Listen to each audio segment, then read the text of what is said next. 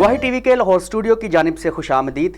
मैं हूं आशर अंजम। आप देख रहे हैं प्रोग्राम ज़िंदगी की बातें तारिक वारिस के साथ। नाज़रीन, तारिक वारिस साहब FGA बाइबल कॉलेज लाहौर में कलाम खुदा की तालीम देते हैं।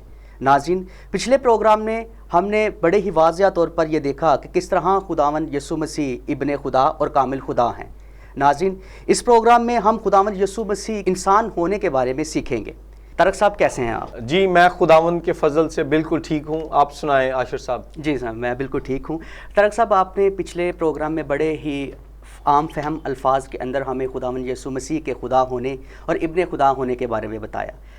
बाइबल मुकद्दस हमें खुदावंद यीशु मसीह के इंसान होने के बारे में भी बताती है। तो किस तरह से बाइबल मुकद्दस ये साबित करती है कि खुदावंद यीशु मसीह कामिल इंसान है? खुदावंद यीशु अल मसीह की ज़ात बाइबल मुकद्दस की तालीमात की रोशनी में मुनफरिद, यकता, बेमिसाल, बेनज़ीर, लाजवाल, पुरकमाल और पुरजलाल ज़ात है।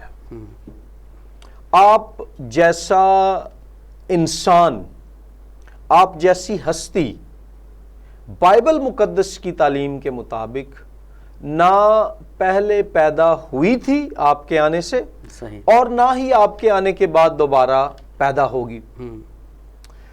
जब हम ज़ाते मसीह की बात करते हैं कि ईसा अल मसीह, हजूरुल मसीह अपनी ज़ात में कौन थे, तो कलामे मुकद्दस के औराक से जो तालीम उभर कर सामने आती है वो ये है कि खुदावंद यीशु मसीह एक ज़ात है, लेकिन उस एक ज़ात में दो फितरतें यकजा हैं। सही, he is one person, Jesus Christ, but to natures are United in him. सही, उनमें एक है डिवाइन नेचर, इलाही फितरत, और दूसरी है ह्यूमन नेचर, इंसानी फितरत। सही। सो यीशु अल मसीह की ज़ात में पाई जाने वाली इलाही फितरत इस बात को जाहिर और साबित करती है कि आप महज इंसान नहीं हैं बल्कि खुदा हैं। लेकिन आप खुदा होने के साथ साथ, कामिल खुदा होने के साथ साथ कामिल इंसान भी हैं। सही।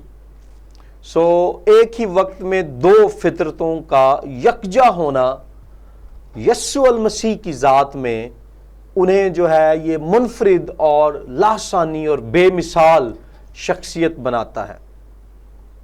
अब सवाल है कि कलामे मुकद्दस की कौन सी ऐसी किताबें और ऐसे हिस्से हैं जिनमें हमें यीशु अल मसीह के इंसान होने, और ना सिर्फ इंसान बल्कि नाजरीन कामिल इंसान होने के बारे में तालीम मिलती है। इस ताल्लुक से हम कलामे मुकद्दस के बहुत से हवाला जात पर गौर कर सकते हैं, लेकिन चूंकि हमारे प्रोग्राम का वक्त महदूद होता है इसलिए मैं सिर्फ मखसूस हवाला जात पर आपसे बात करूंगा। मेरे साथ आप कलामे मुकद्दस में से खोलें इब्रानियों के नाम का खत, दूसरा बाब, आयात नंबर 14 और 15 पर आज हम गौर खोज करेंगे।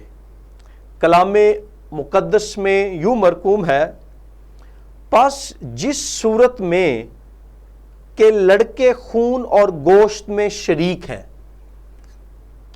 तो वो यानी यीशु अल मसीह खुद भी उनकी तरह उनमें शरीक हुआ, ताकि मौत के वसीले से उसको जिसे मौत पर कुदरत हासिल थी यानी इब्लीस को तबाह कर दे, और जो उम्र भर मौत के डर से गुलामी में गिरफ्तार रहे उन्हें छुड़ा ले। आमीन, आमीन। आशर साहिब, یہاں عبرانیوں کے نام خط کا مصنف دوسرے باب کی 14ویں آیت میں بیان کرتا ہے کہ جیسے لڑکے خون اور گوشت میں شریک ہیں. یہاں لڑکوں سے مراد ہے انسان، صحیح، مرد حضرات. خون اور گوشت سے یہاں مراد ہے ایک عام انسان ہونا جس کی رگوں میں خون دوڑتا ہے اور جس کے بدن کا جو ہڈیوں کا ڈھانچہ ہے اس کے اوپر گوشت نے اس کو کور کیا ہوا ہے. صحیح. تو جیسے ایک مرد ایک عام انسان ہے، عبرانیوں کا مصنف کلام خدا میں ہمیں بتاتا ہے کہ خداوند یسوع المسیح بھی ان کی طرح ان میں شریک ہوا. پہلی بات جو ہم سیکھتے ہیں وہ یہ ہے کہ یسوع المسیح ہماری انسانیت میں شریک ہوا. فلیش اینڈ بلڈ، خون اور گوشت. اگر انسان کے بدن سے خون ضائع ہو جائے وہ مر جاتا ہے. بدن میں خون کا دوڑنا انسان کے زندہ ہونے کی علامت ہے. گوشت ہونا اس کے مضبوط ہونے کو ظاہر کرتا ہے، بشرطے کہ آپ پر بہت زیادہ گوشت نہ ہو اگر آپ موٹاپے کے شکار ہیں. اس سے پتہ کیا چلتا ہے کہ ہماری مانند یسوع المسیح نے ان تمام بدنی تجربات کا سامنا کیا جو ایک عام انسان کرتا ہے. مثلاً اگر آپ یوحنا کی انجیل اور باب نمبر 4 پڑھیں تو وہاں ذکر ملے گا کہ جب یسوع المسیح کے شاگرد ان کے ساتھ تھے تو انہیں بھوک لگی اور وہ ساتھ کے گاؤں میں کھانا لینے کے لیے گئے. بالکل. وہاں پر شاگردوں کے ساتھ یسوع المسیح کے بارے میں بھی ہمیں اشارہ ملتا ہے کہ وہ بھی جسمانی بھوک کا شکار ہوئے. صحیح. اس کے بعد ہم وہاں پڑھتے ہیں یوحنا کی انجیل کے 4 باب میں کہ آپ نے ایک سامری عورت سے گفتگو کرنا شروع کی اور اس گفتگو میں آپ نے اس سے پانی مانگا اور اس بات کا اظہار کیا کہ آپ کو پیاس لگی ہے. ٹھیک. جس طرح سے بھوک انسانی بدن کی ایک فطری ضرورت ہے، ہمیں یسوع المسیح میں وہ فطری ضرورت نظر آتی ہے. جس طرح سے انسان پیاس کا شکار ہوتا ہے، ہم دیکھتے ہیں کہ یسوع المسیح بھی پیاسے ہوئے. پھر جس طرح سے انسان کو نیند کی ضرورت ہوتی ہے، ہم ایک جگہ کلام مقدس میں پڑھتے ہیں، یہ متی رسول کی انجیل میں آپ کو یہ حوالہ ملے گا کہ جب شاگرد کشتی میں تھے تو خداوند یسوع المسیح کشتی میں سو گئے. جب ہم متی رسول کی انجیل باب نمبر 8 آیت نمبر 23 تا آیت نمبر 27 پڑھتے ہیں تو وہاں ہمیں ذکر ملتا ہے کہ خداوند یسوع مسیح اور آپ کے شاگرد ایک کشتی میں ہیں اور وہ کشتی جھیل میں ہے اور ایک دم سے بڑا طوفان آیا اور وہ کشتی لہروں میں چھپ گئی اور شاگرد گھبرا گئے کہ وہ ہلاک ہو جائیں گے. ایسے میں انہوں نے جب خداوند کی طرف نظر کی تو خداوند یسوع المسیح کشتی میں لیٹے سو رہے تھے اور شاگردوں میں سے ایک نے انہیں جگایا اور کہا، اے خداوند ہمیں بچا، ہم ہلاک ہوئے جاتے ہیں. آپ کا یہاں پر کشتی میں نیند کا شکار ہونا اس بات کو ظاہر کرتا ہے کہ عام انسانوں کی طرح آپ نیند کی ضرورت کا بھی سامنا کرتے تھے. پھر اگر آپ یوحنا کی انجیل کے 4 باب کی آیت نمبر یہ ہے 6، جب یسوع مسیح سامری عورت سے ملتے ہیں تو وہاں لکھا ہے چنانچہ یسوع سفر سے تھکا ماندہ ہو کر اس کنویں پر یوں ہی بیٹھ گیا. سو دیکھ لیں کہ انسانوں کی طرح جیسے انسانی بدن تھک جاتا ہے، خداوند یسوع المسیح کا بدن بھی تھکاوٹ کا شکار ہوا. سو یہاں پر فطری جو انسانی بدن کے تجربات ہیں وہ ہمیں نظر آتے ہیں. پھر صرف انسانی بدن کے تجربات ہی نہیں بلکہ یسوع مسیح نے انسانی جذبات کا تجربہ بھی کیا. مثلاً آپ نے خوشی کا تجربہ کیا، غم کا تجربہ کیا، ترس اور غصے کا تجربہ کیا. مثال کے طور پر اگر آپ لوکا کی انجیل پڑھیں تو لوکا کی انجیل کے 10ویں باب کی 21ویں آیت میں بیان کیا گیا ہے، اسی گھڑی وہ یعنی یسوع المسیح روح القدس سے خوشی میں بھر گیا. سو یہاں دیکھیں خداوند یسوع مسیح خوشی سے معمور بیان کیے جا رہے ہیں. پھر اگر آپ متی کی انجیل میں جائیں تو وہاں ایک واقعہ ہے کہ یسوع مسیح لوگوں کی ایک بڑی بھیڑ دیکھتے ہیں تو لکھا ہے کہ اس کو ان پر ترس آیا کیونکہ وہ ان بھیڑوں کی مانند تھے جن کا کوئی چرواہا نہ ہو.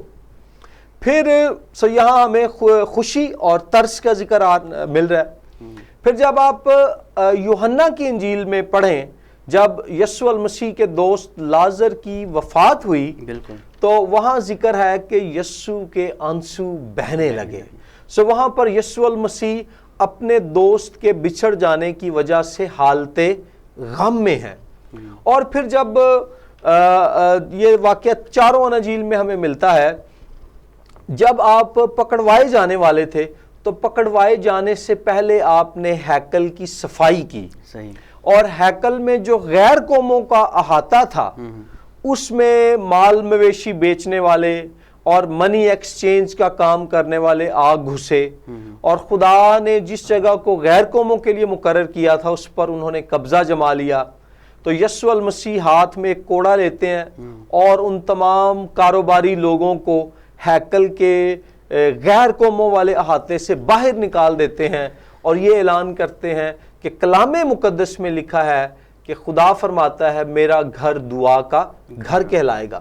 لیکن جب آپ وہ واقعہ پڑھیں تو آپ کو پتہ چلے گا کہ یسوع المسیح غصے کی حالت میں ہے، وہ ناراضگی کی حالت میں ہے، کیونکہ خدا کے گھر کی جو تقدیس ہے، اس کی جو پاکیزگی ہے، اس پر سمجھوتا کیا گیا.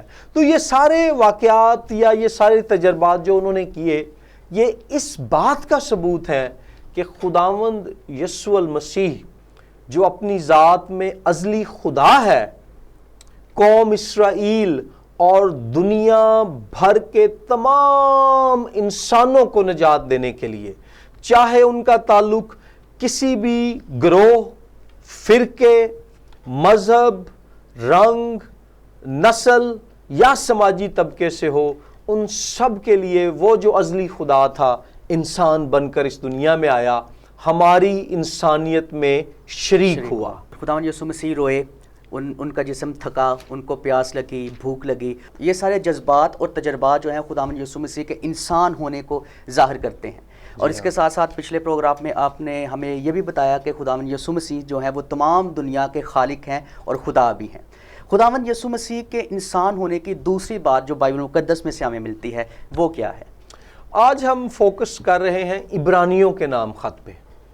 تو پہلی بات تو ہم نے دیکھی کہ یسوع المسیح ہماری طرح ہماری انسانیت میں شریک ہوا.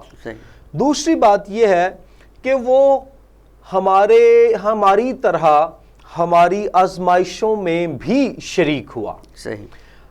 عبرانیوں کے نام خط کے دوسرے باب کی آیت نمبر 18 ہے جس میں لکھا ہے، کیونکہ جس صورت میں اس نے خود ہی آزمائش کی حالت میں دکھ اٹھایا تو وہ ان کی بھی مدد کر سکتا ہے جن کی آزمائش ہوتی ہے. سو جیسے ہم انسان آزمائشیں برداشت کرتے ہیں، آزمائشوں کا سامنا اور تجربہ کرتے ہیں، یہاں لکھا ہے کہ خداوند یسوع المسیح نے بھی آزمائش کی حالت میں دکھ اٹھایا، اور اسی لیے وہ دنیا کے ان انسانوں کی مدد کر سکتا ہے جو آزمائشوں میں گزر رہے ہیں، کیونکہ وہ خود ان آزمائشوں میں سے گزرا چکا ہے۔ کسی مسیحی شاعر نے یہ شاعرانہ بات کہی کہ گزرا ہے وہ ان راہوں سے جن سے ہم گزرتے ہیں۔ تو اس میں آپ یہ دیکھیں، پھر عبرانیوں ہی کے نام جو خط ہے 4 باب کی 15ویں آیت میں دیکھیں کیا لکھا ہے۔ عبرانیوں 4:15 میں بیان کیا گیا ہے، کیونکہ ہمارا ایسا سردار کاہن نہیں جو ہماری کمزوریوں میں ہمارا ہمدرد نہ ہو سکے، بلکہ وہ سب باتوں میں ہماری طرح آزمایا گیا تو بھی بے گناہ رہا۔ انسان جب آزمائے جاتے ہیں تو اکثر اوقات وہ گناہ کی آزمائش میں گر جاتے ہیں۔ جو بات خداوند یسوع المسیح کو بطور انسان کامل، منفرد، لاسانی، یکتا، بے مثال، پرکمال اور پرجلال بناتی ہے، ناظرین، وہ یہ ہے کہ جب یسوع مسیح گناہوں کے اعتبار سے آزمایا گیا تو وہ بے گناہ رہا، وہ گناہ کی آزمائش پر غالب آیا۔ ہاللیلویہ۔ تو یہاں پر بھی یہ 2 حوالہ جات ہیں۔ سو یسوع المسیح کی انکارنیشن، آپ کا تجسم، اس حالت میں، انسان ہونے کی حالت میں آپ نے خود کو ان تمام آزمائشوں کے لیے کہہ لیں ایکسپوز کیا، پیش کیا، بے نقاب کیا، جن کا انسان سامنا کرتا ہے، اور یہ حقیقی آزمائشیں تھیں، لیکن خدا کی تعریف ہو کہ یسوع المسیح ان میں سے کسی بھی آزمائش میں نہ گرا، جس سے ہمیں یہ حوصلہ ملتا ہے کہ ہمارا خداوند یسوع مسیح کامل انسان ہے، منفرد اور بے مثال ہے، اور چونکہ وہ خود آزمائشوں پر غالب آیا ہے، اس لیے وہ ہماری آزمائشوں میں اور ہمارے امتحانوں میں ہماری مدد کرنے کے قابل ہے۔ طارق صاحب، آپ نے بڑا ہی اچھا جو ہے اس کو بیان کیا ہے کہ خداوند یسوع مسیح ہماری طرح آزمائشوں میں سے گزرے اور ہر آزمائش میں وہ کامیاب ہوئے اور اس طرح سے وہ کامل انسان بنے۔ ہاں، اس کی ایک بڑی جو زبردست مثال ہے، جب بیابان میں ابلیس نے آپ کو آزمایا، 40 دن کا آپ کا روزہ تھا، مختلف طریقوں سے اس نے آپ کو گرانے کی کوشش کی، لیکن آپ قائم رہے۔ کسی اور پروگرام میں ہم اس پورے واقعے کو تفصیل سے دیکھیں گے۔ ٹھیک ہے۔ خداوند یسوع مسیح ہماری انسانیت میں شریک ہوئے، آزمائشوں میں آزمائے گئے، اور تیسری بات جو ان کے انسان ہونے کو ظاہر کرتی ہے۔ ہاں جی، خداوند یسوع المسیح نہ صرف ہماری طرح ہماری انسانیت میں شریک ہوئے، ہماری آزمائشوں میں شریک ہوئے، عبرانیوں کے نام خط کی روشنی میں تیسری بات یہ ہے کہ وہ ہمارے دکھوں میں بھی شریک ہوا۔ اگر عاشر صاحب ہم عبرانیوں کے نام خط 2 باب اور 10ویں آیت پڑھیں تو وہاں لکھا ہے، کیونکہ جس کے لیے سب چیزیں ہیں اور جس کے وسیلے سے سب چیزیں ہیں، اس کو یہی مناسب تھا کہ جب بہت سے بیٹوں کو جلال میں داخل کرے تو ان کی نجات کے بانی کو دکھوں کے ذریعے سے کامل کر لے۔ یہاں پر خداوند یسوع المسیح کی طرف اشارہ ہے کہ خدا باپ نے دکھوں کے وسیلے سے اپنے بیٹے یسوع مسیح کو کامل کیا۔ یہاں پر ایک بات جو ہمیں سمجھنے کی ضرورت ہے وہ یہ ہے کہ یسوع مسیح پہلے ہی سے کامل تھے۔ صحیح۔ جب یہ بیان کیا گیا نا کہ یسوع مسیح کو خدا نے دکھوں کے ذریعے سے کامل کر لیا، تو اس سے مراد ہے کہ دکھوں کے وسیلے سے یہ ثابت ہوا کہ یسوع مسیح انسان کامل اور ذات کامل ہے۔ صحیح۔ یہاں کامل کر لینا کامل بننے کے معنوں میں یہ استعمال نہیں ہو رہا، بلکہ کہ اپنی کاملیت ثابت کرنے کے معنوں میں استعمال ہو رہا ہے۔ سو یسوع المسیح نے ہماری مانند دکھ اٹھائے، لیکن ان دکھوں میں ثابت قدم رہ کر، وفادار رہ کر جو ہے یہ ثبوت فراہم کیا کہ وہ کامل ہے۔ اور آپ دیکھیں کہ یسوع المسیح نے جو دکھ اٹھائے، ناظرین یہاں پر ہمیں یہ جاننے کی ضرورت ہے کہ خداوند یسوع مسیح نے جو دکھ اٹھائے وہ انہوں نے اپنے کسی گناہ یا غلطی کی وجہ سے نہیں اٹھائے تھے، وہ تو انسان کامل تھے۔ انہوں نے جو دکھ برداشت کیے ان کا مقصد ہم سب کے گناہوں کا کفارہ دینا تھا۔ سب سے بڑا دکھ جو انہوں نے برداشت کیا وہ تھا بھی موت کا سامنا کرنا، اور صلیب پر اپنی مقدس اور پاک اور کامل جان کی قربانی دے کر وہ ہماری نجات کا بانی ٹھہرے، یعنی ہمارا نجات دہندہ بنے۔ سو دکھوں کے وسیلے سے انہوں نے ہمارے لیے نجات کا انتظام کیا اور اپنی کاملیت کو ثابت کیا، لیکن ان کی انسانیت کے تعلق سے جو بات ہمیں یہاں نظر آتی ہے وہ یہ ہے کہ انسانوں کی مانند خداوند یسوع المسیح نے بھی دکھ اٹھایا بطور انسان، لیکن گناہگار ہونے کی وجہ سے نہیں، بلکہ اس گناہ آلودہ دنیا میں اپنی کاملیت ثابت کرنے اور ہماری نجات کے انتظام کے لیے۔ بالکل طاہر صاحب، یہ بڑا ہی اچھا نقطہ جو ہے آپ نے بتایا ہے، بلکہ یہ کلام کا ایک مکاشفہ خدا نے آپ کے وسیلے سے بیان کیا کہ وہ کامل انسان تھے، لیکن انہوں نے ثابت کیا کہ وہ کامل انسان ہیں، جی ہاں، نہ کہ بعد میں وہ بنے۔ جی ہاں، خداوند یسوع مسیح انسانیت میں شریک ہوئے، آزمائشوں میں سے گزرے، ہمارے ساتھ دکھوں میں شامل ہوئے۔